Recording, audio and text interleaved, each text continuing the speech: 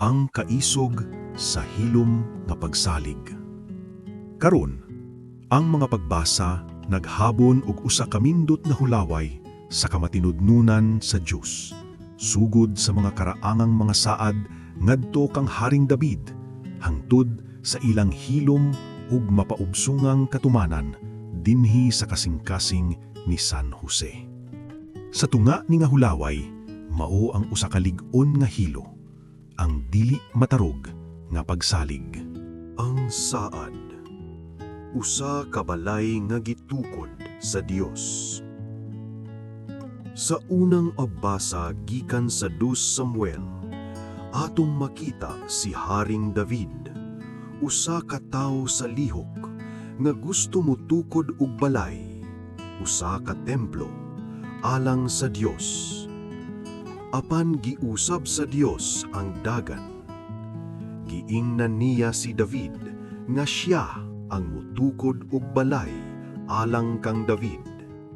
Dili usa ka bilding nga bato, kundili usa ka haryanong kaliwat, usa ka trono nga malighan hangtod sa kahangturan.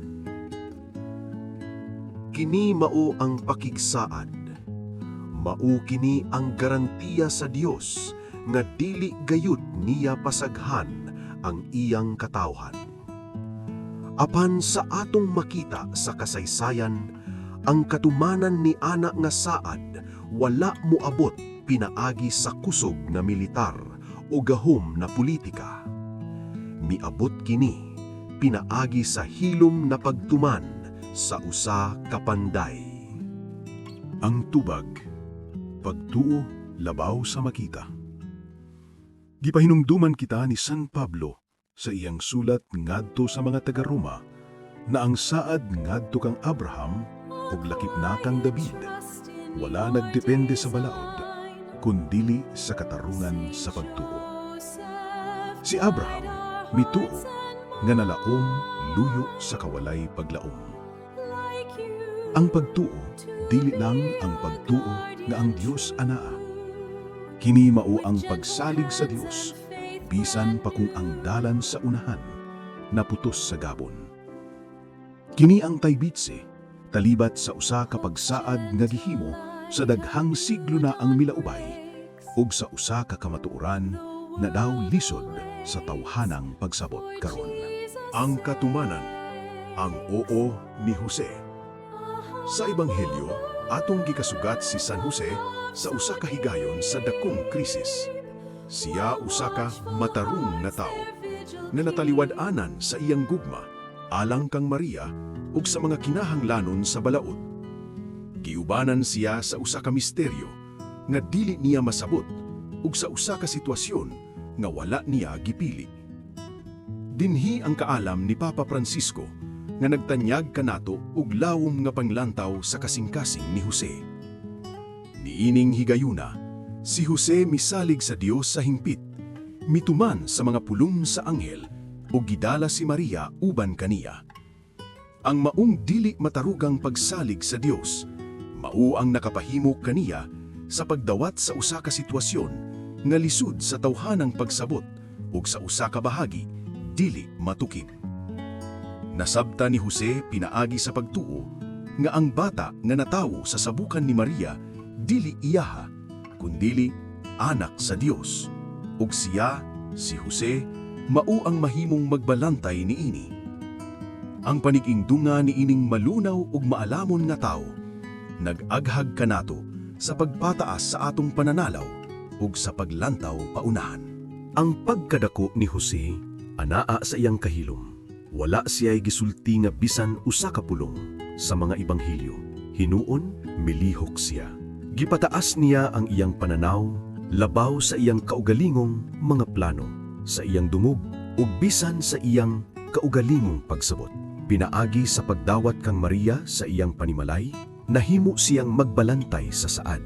Gihatagan niya ang bata og legal nga kaliwat ni David, nga nagsiguro nga ang bata nga natawo sa pasungan, maugayod ang hari, kinsang truno mulungtad, hangtud sa kahangturan. Pagpadapat sa atong kinabuhi, kitang tanan, nag-atubang og mga sitwasyon nga dili mahutukib. sakit, kapildihan, o ang hilom nga kabalaka sa usa ka dili sigurado nga kaugmaon. Niining mga higayuna, gidapit kita nga mahisama kang Jose. Pagsalig sa hingpit. Ang pagsalig dili mao ang pagkawala sa kahadlok. Kini mao ang desisyon sa pagpadayon bisan pa sa kahadlok tungod kay ang Dios namulong. Tumana ang aghat. Si Jose miilihok sa pagmata pa lang niya. Wala siya nagduha-duha. Mitubag siya sa grasya nga gihatag kaniya. Dawata ang imong papel. Tingali dili kita ang tinuod nga mga ginikanan sa Mesiyas.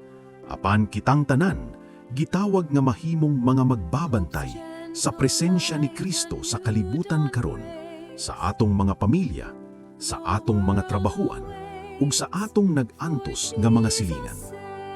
Gitudlo kanato ni San Jose nga ang labing dako nga mga buhat sa Dios kasagaran mahitabo sa labing hilom nga mga kinabuhi.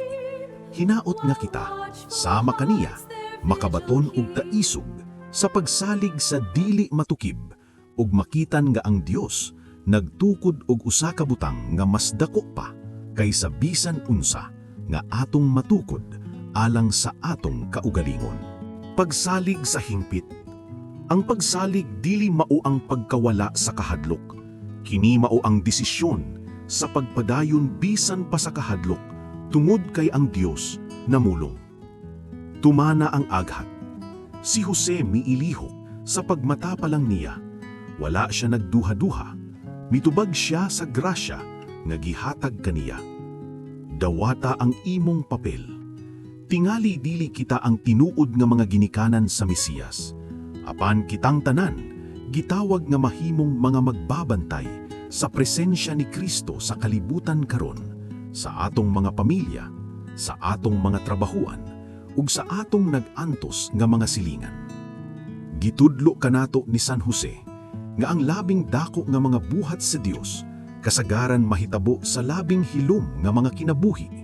Hinaot nga kita, sama kaniya, makabaton ug taisog sa pagsalig sa dili matukib ug makitan nga ang Dios nagtukod og usa ka butang nga mas dako pa kaysa bisan unsa nga atong matukod alang sa atong kaugalingon.